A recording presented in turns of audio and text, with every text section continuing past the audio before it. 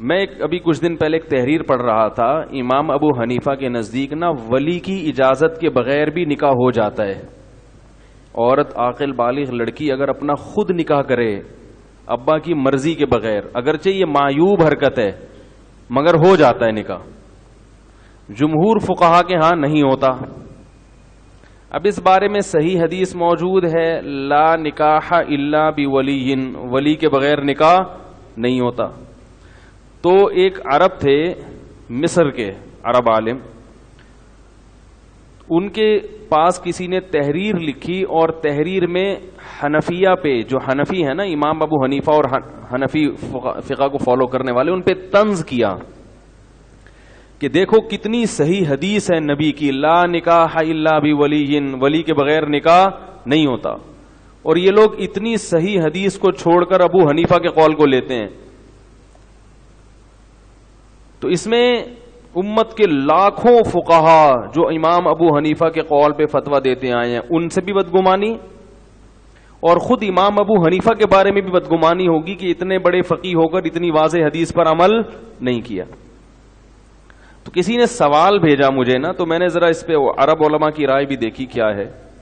تو مجھے بڑی خوشی ہوئی، ان عرب عالم نے امام ابو حنیفہ کے قول کے دلائل لکھے اور آخر میں لکھا کہ میرا قول تو وہی ہے جو امام شافعی کا ہے، امام مالک اور امام احمد کا ہے، لیکن میں آپ کو یہ بتانا چاہتا ہوں کہ آپ امت کے فقہا سے اتنا بدگمان نہ ہو جتنا آپ ہو رہے ہیں. اور لکھا کہ امام ابو حنیفہ اور فقہ حنفی کو جو فالو کرتے ہیں ان کے پاس بھی اس بارے میں مضبوط دلائل بولو بھائی موجود ہے. جیسے میں نے عرب عالم کا بتایا نا، انہوں نے کہا کہ بھائی ان کے بھی دلائل مضبوط ہیں. اب لا نکاح الا بولی، یہ حدیث تو نظر آتی ہے کہ ولی کی اجازت کے بغیر نکاح نہیں ہے. قرآن کی آیتیں ہیں امام ابو حنیفہ کا مذہب.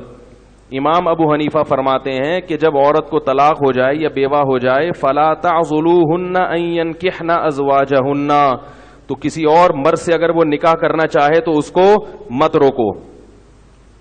کیا مطلب؟ قرآن نے یہ نہیں کہا کہ کسی اور مرد سے اس کا نکاح کروا دیا کرو. وہ اگر نکاح کرنا چاہے تو نکاح کی نسبت کس کی طرف ہو رہی ہے؟ عورت کی طرف. تم رکاوٹ مت بنو.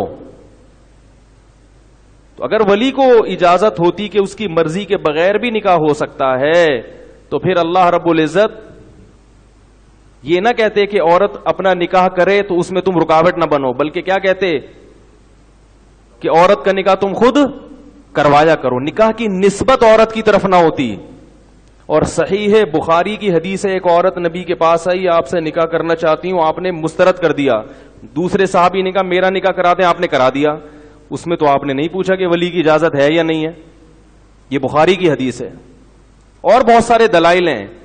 ایک حدیث عوام کے سامنے آتی ہے، فوراً فقہا کے خلاف زبان درازی اسٹارٹ، فوراً شروع.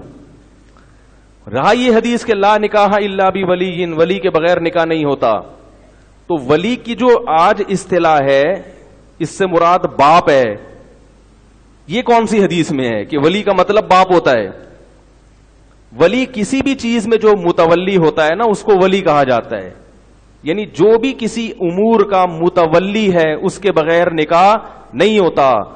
اب نکاح میں ولی ہے کون؟ ہم یہ کہتے ہیں کہ عورت خود اپنی ولی ہے، لہذا اس عورت کی مرضی کے بغیر نکاح نہیں ہوگا. نہیں یاری بات میرا خیال ہے. یعنی جو جس کا نکاح ہو رہا ہے نا وہ متولی ہے، اس کے بغیر نکاح نہیں ہو سکتا. ایک مفہوم یہ بھی بیان کیا گیا ہے اور دوسرے مطلب بھی بیان کیے گئے ہیں. لیکن حدیث میں تعویل کیوں کی ہے کہ دوسری حدیثوں اور قرآن کی آیتوں سے جو ٹکراؤ ہو رہا ہے وہ ٹکراؤ کیا ہو؟ بولو بھائی، ختم ہو جائے. پھر بھی ہم یہ کہتے ہیں کہ دوسرے فقہا بھی ہیں، ان کی بھی ایک رائے ہے، فقہاء احناف کی بھی ایک رائے ہے. تو تمام فقہا کا اپنا ایک سوچنے کا اسٹائل ہوتا ہے، انداز ہوتا ہے. کسی پہ طنز کرنے کی اجازت نہیں ہے. جو آج کل نئی نئی فلمیں مارکیٹ میں اور نئے نئے فرقے آ رہے ہیں وہ اپنے آپ کو جو فنٹر سمجھتے ہیں اور دوسرے کے قول کو، دوسرے فقیہ کے قول کو بالکل رد کر دیتے ہیں اور ہوتے جاہل ہیں. یعنی آتا واتا ان کو کچھ بھی نہیں ہے، طوطے کی طرح حدیثیں رٹی ہوئی ہیں، حدیثوں کے نمبر یاد کیے ہوئے ہیں.